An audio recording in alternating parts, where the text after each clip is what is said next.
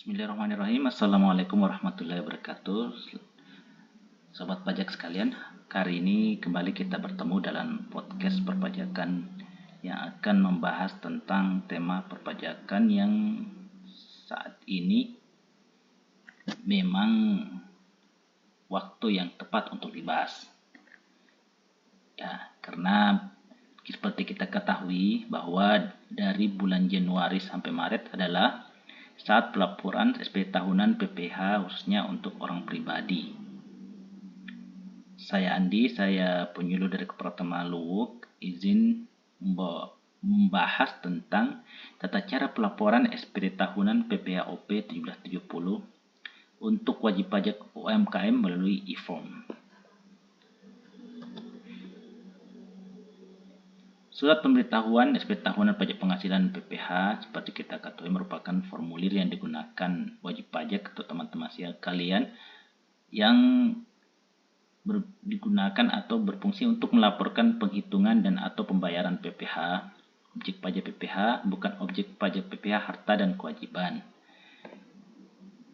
Dari SPT tahunan ini dapat diketahui pelaksanaan hak dan kewajiban perpajakan yang teman-teman sekalian lakukan. Salah satu bagian dari wajib pajak yang jumlahnya cukup mayoritas adalah UMKM.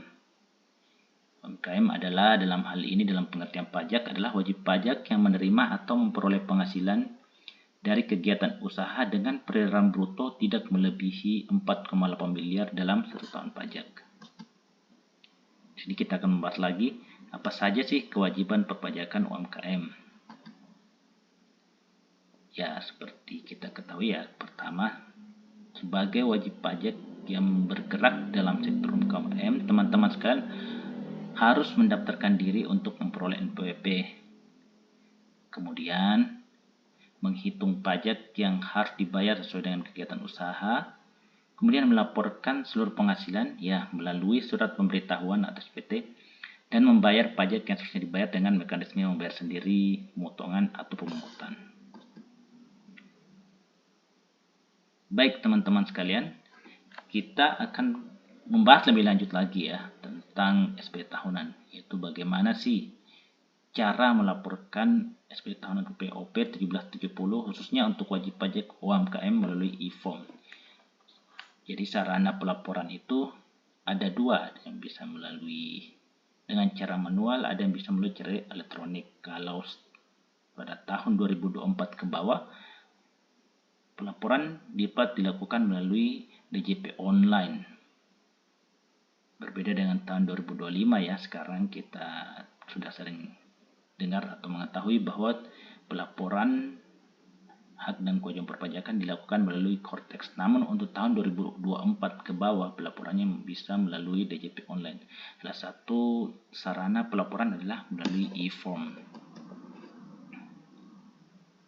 Jadi sebelumnya kita harus mengetahui dahulu kondisi apa yang bisa dilakukan ketika pembahasan ini lebih lanjut. Disclaimer dulu, pembahasan lebih lanjut ini akan membahas kondisi yang dijelaskan ketika pelaporan e-form khusus untuk slide ini, itu hanya memiliki sumber penghasilan dari usaha dengan peredaran bruto tertentu serta tidak ada pemotongan atau pungutan pajak penghasilan PPh oleh pihak lain. Jadi kondisi ini yang digunakan untuk penjelasan dalam slide-slide berikutnya mengenai pelaporan SPT tahunan. Baik, kita ambil kasus saja ya. Misalnya Tuan Raka NPWP 12345678900000 merupakan wajib pajak orang pribadi yang memiliki penghasilan dari kedai kopi dan merupakan pelaku UMKM dalam bruto tertentu. Bagaimana pelaporan SPT tahunan PPh OP 1770 Tuan Raka? Ya, Tuan Raka ini seorang pelaku UMKM ya, memiliki penghasilan dari kedai kopi yang ingin melaporkan SPT tahunannya. Nanti kami akan coba bahas alur tahap pelaporannya ya, seperti kita ketahui harus menyiapkan dokumen-dokumen dulu terkait hal-hal yang akan diisi dalam slip tahunan, kemudian login ke akun www.pajak.go.id. Kemudian unduh formulir e-form, isi formulir e-form, kirim formulir SPT dan mendapatkan tanda terima SPT. Ya, dokumen-dokumen apa saja yang dipersiapkan oleh Tuan Raka? Misalnya dokumen yang harus disiapkan sebelum mengisi SPT tahunan. Yang pertama adalah daftar omzet atau pendapatan kotor, kemudian daftar harta per 31 Desember, daftar hutang per 31 Desember, kartu keluarga, bukti setoran pajak. Sini kita bisa melihat ya daftar omzet pendaftaran kotor seperti kita melalui PP 55 tahun 2022. Pemerintah memberikan fasilitas kepada pelaku UMKM, yaitu ada bagian omset yang tidak kena pajak, yaitu sejumlah 500 juta ke bawah. Namun untuk 500 juta omset ke atas akan dikenakan pajak PPh final 0,5%. Ini khusus untuk pelaku UMKM orang pribadi. Sini ya kita bisa melihat di omset dari Pak Raka ini dari Januari sampai Mei ternyata masih di bawah 500 juta, sehingga PPh finalnya yang 0,5% tidak dikenakan untuk omset di bawah 500 juta. Kemudian pada bulan Juni omsetnya mulai di atas 500 juta. Disinilah saat penghitungan PPh final. Kita bisa lihat ya sini bahwa Pak Raka mempunyai omset di bulan Juni 560 juta. Bagian dari 560 juta ini yaitu setelah dikurangi oleh 500 juta yang merupakan fasilitas yang tidak kena pajak, maka didapatkan bahwa 60.560.900 adalah omset yang dikenakan pajak kepada Pak Raka itu, sehingga PPh finalnya adalah 302.805. Jadi omset kumulatifnya pas bulan Juni, ketika bulan Juni adalah 560 juta, yang lebih dari 500 juta. Sehingga saat perhitungan PPh final bagi Pak Raka. Demikian pula pada bulan berikutnya, Juli, Agustus, September, Oktober, November, Desember, maka saat itulah omset Pak Raka dikenakan pajak sesuai ketentuan yang berlaku. Kemudian Pak Raka juga menyiapkan daftar harta, misalnya tabungan tahun 2016, tahun perolehan 2016, nilai perolehannya atau nilai yang ada yang Pak Raka miliki per 31 Desember 2024 jumlah 392 juta. Rumah tahun perolehan 2014, nilai perolehan rumahnya sejumlah 407 juta. Ada juga daftar hutang di BRC, misalnya sisa hutang per 31 Desember 2002. Sini ya contohnya 2022 299 juta. Kemudian Pak Raka juga mengisi daftar keluarga, nama anggota keluarga yang berserta nik, hubungan, misalnya istri atau anak, pekerjaan dari keluarganya, ibu rumah tangga, dan pelajar. Itu Sinta dan Cinta. Oke. Ya, kemudian kita masuk ke tata cara pelaporan ya. Setelah dokumen-dokumennya telah lengkap, kemudian Pak Raka login ke akun www.pajak.go.id. Ya, inilah bentuk dari tampilan DJP online. Di sini kita mengisi NPWP, kata sandi, captcha, dan kemudian login. Kalau saat ini ada MFA ya, untuk memberikan kenyamanan, keamanan bagi wajib pajak, maka pemerintah atau Direktorat Jenderal Pajak memberikan tambahan keamanan dengan melalui verifikasi, melalui email, nomor telepon, dan yang lain, sehingga wajib pajak dapat lebih aman data-datanya, dapat lebih nyaman mengisi, dan dapat yakin bahwa data-data tersebut diisi dengan benar dan oleh pihak yang berhak. Dan seperti biasa di NPWP kita tuliskan NPWP, tuliskan kata sandi di kata sandi, tuliskan captcha atau kode keamanan, kemudian login ya. Jika lupa kata sandi bisa tekan lupa kata sandi. Bagi pengguna baru tekan daftar di sini. Ya, jika berhasil masuk akan muncul tampilan kartu NPWP elektronik. Di sini kemudian kita masuk lagi, kita bahas satu persatu. Di sini profil.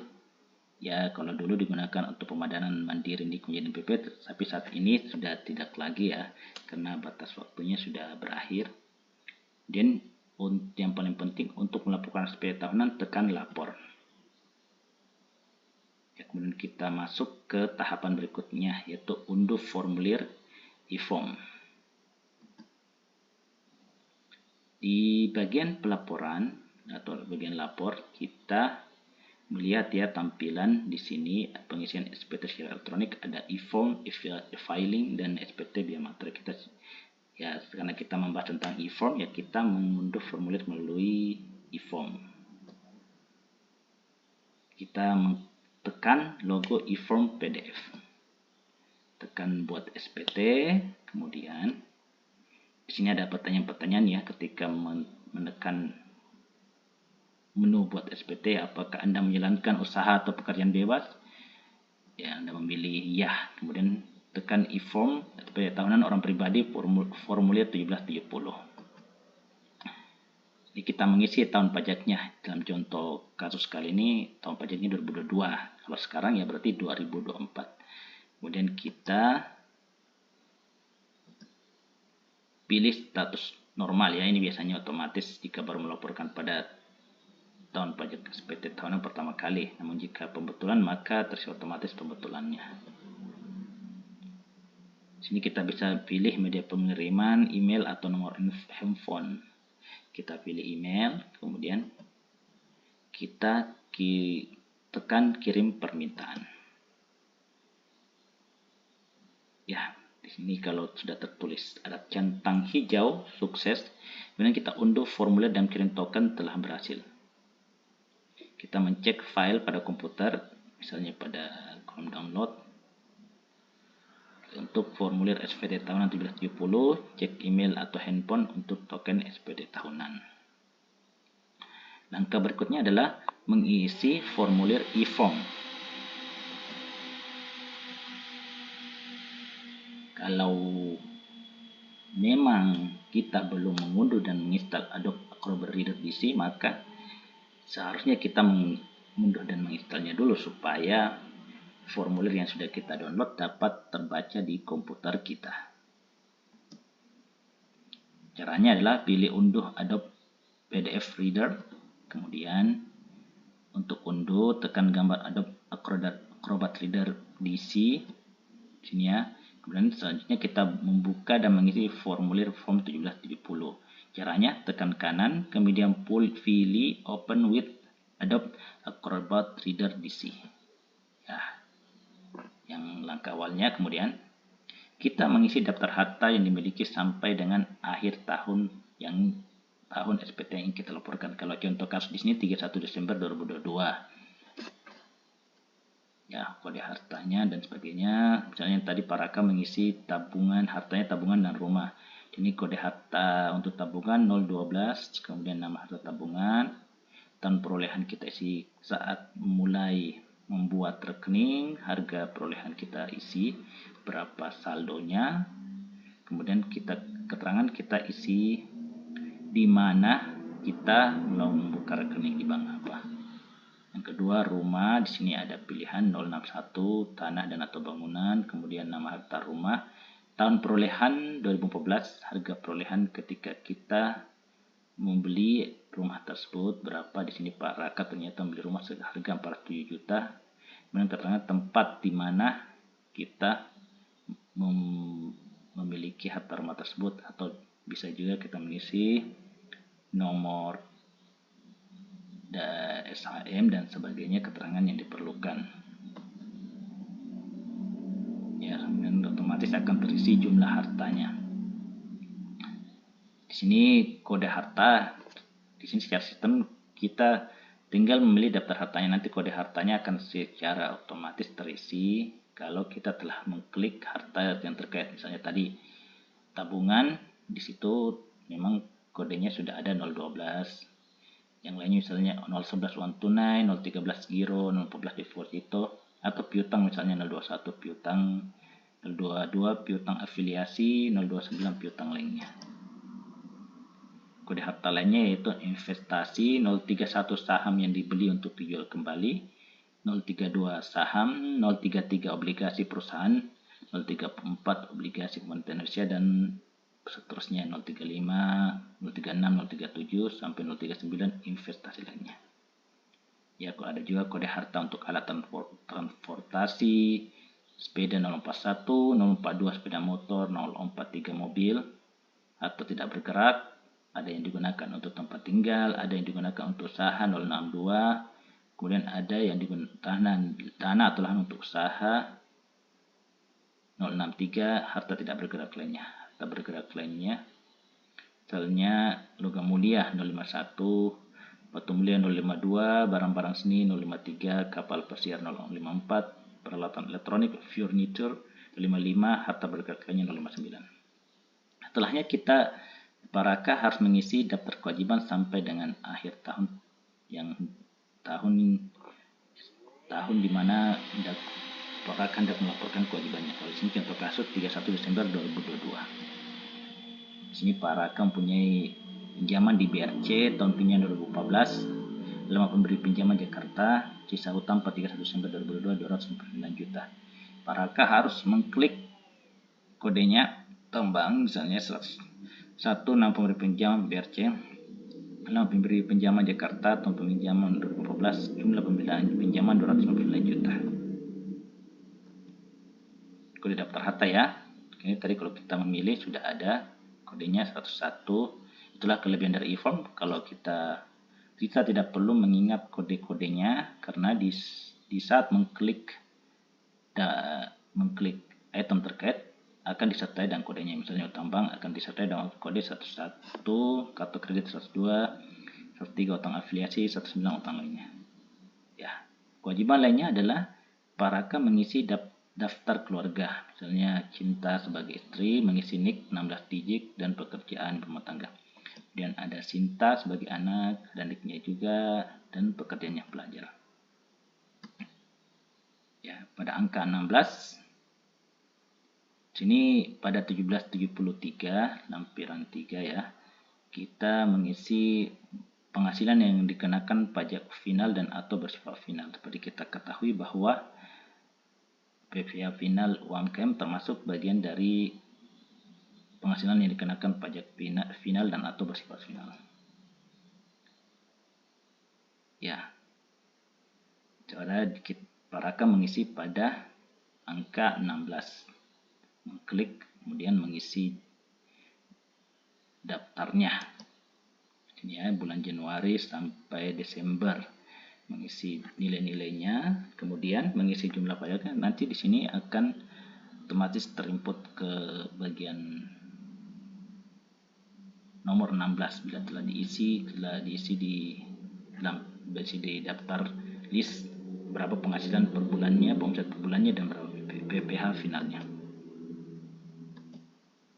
Kemudian Paraka jika memperoleh penghasilan yang tidak termasuk objek pajak juga mengisi ya beberapa hal yang penghasilan tidak termasuk objek pajak, misalnya bantuan, sumbangan, hibah, warisan, bagian laba anggota perseroan komandita tidak atas saham, persekutuan, perkumpulan, firma kongsi, klaim asuransi kesehatan, kecelakaan jiwa, diguna beasiswa, penghasilan lain yang tidak termasuk objek pajak.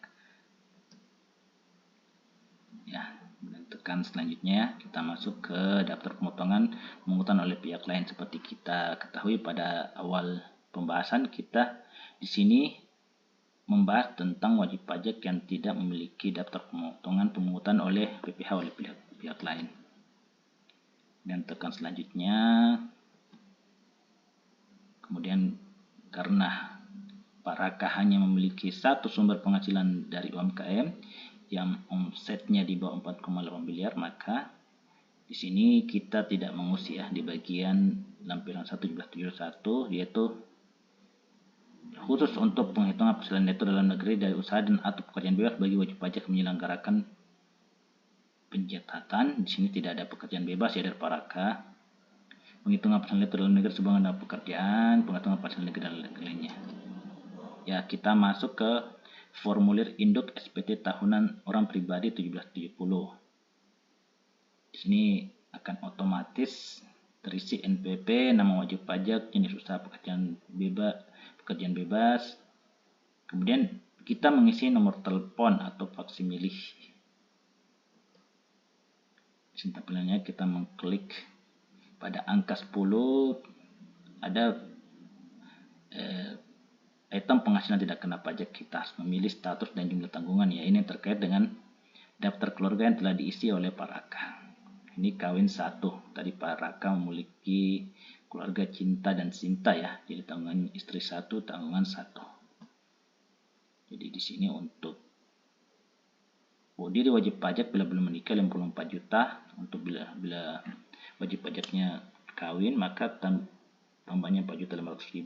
Bila punya tanggungan lagi maka tambahnya adalah 4.500.000 maksimum untuk 3 orang tanggungan. Itu tambahan anggota keluarga saudara dan semenda dalam garis keturunan lurus serta anak angkat yang menjadi tanggungan.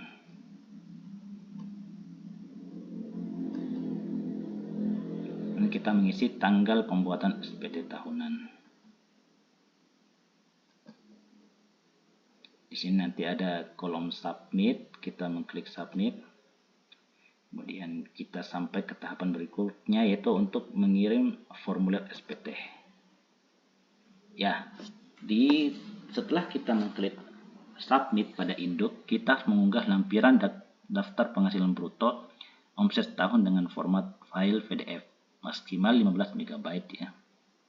Kita bisa men-scan-nya lebih dahulu, kemudian kita mengunggah lampiran tersebut. Ya, seperti telah kita bahas sebelumnya bahwa ketika mendownload form e-form ini, maka otomatis juga wajib pajak akan menerima kode verifikasi yang dipakai untuk melaporkan. Misalnya di sini Paraka telah menerima kode verifikasi di emailnya, bukan memilih nomor handphone ya. Kemudian Paraka menulis ulang kode verifikasi tersebut, yaitu di sini HMC KWI akan berbeda-beda bagi setiap pelaporan.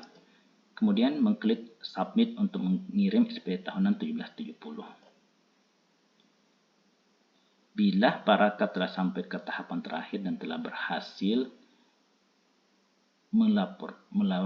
mengisi sampai tahapan terakhir dan melaporkannya, maka Paraka akan mendapatkan tanda terima SPT. Tanda terima SPT ini akan berhasil bila di status pengiriman adalah submit SPT berhasil. Cek email Anda untuk tanda bukti penerimaan elektronik. Kita mengklik OK. Selanjutnya buka email untuk melihat tanda terima. Ya, akan ada email masuk sebagai bukti penerimaan elektronik. Sini ya. Jadi sekarang email itu sangat penting bagi Bapak dan Ibu sekalian, pelaku pengusaha UMKM khususnya sobat pajak, karena dengan email salah satu sarana untuk menerima bukti penerimaan elektronik. Kemudian kita buka pesan masuk dari e-filing@pajak.go.id. Di situ ada tertulis e-form bukti penerimaan elektronik. Contohnya seperti ini ya. Di bukti penerimaan elektronik ada nama, NPP, tahun pajak, masa pajak, jenis SPT, status SPT. Kita harus yakin dulu ya apakah SPT bukti penerimaan elektronik ini isinya sudah sesuai dengan data-data yang kita miliki, misalnya status SPT-nya, tahun pajak, dan tanggal penyampaian. Baik, sobat pajak, surat pemberitahuan SPT harus diisi dengan benar, lengkap, dan jelas.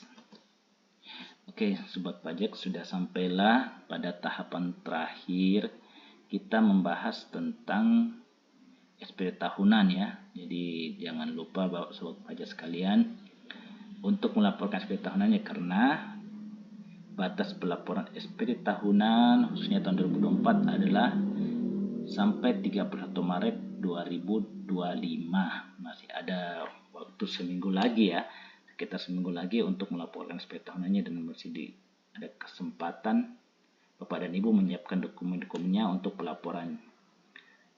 Semoga apa yang saya sampaikan dapat bermanfaat bagi teman-teman sekalian, bisa mempraktekannya melalui cara pelaporan e-form, mungkin di mana saya melalui laptop yang teman-teman miliki atau sarana lain. Tidak perlu ke kantor pajak kalau memang teman-teman sekalian ingin mencoba melaporkan sendiri tanpa perlu ke kantor pajak, karena memang fungsi dari pelaporan elektronik ini adalah bisa dilakukan di mana saja, kapan saja, dan asalkan ada sarana yang mendukung, misalnya internet dan laptop misalnya. Oke, baik, atau komputer. Baik Bapak dan Ibu sekalian, sekian apa yang dapat kami sampaikan, semoga bermanfaat. Kita tutup dengan harapan semoga institusi pajak yang kuat akan membawa Indonesia menjadi negara yang maju. Wassalamualaikum warahmatullahi wabarakatuh.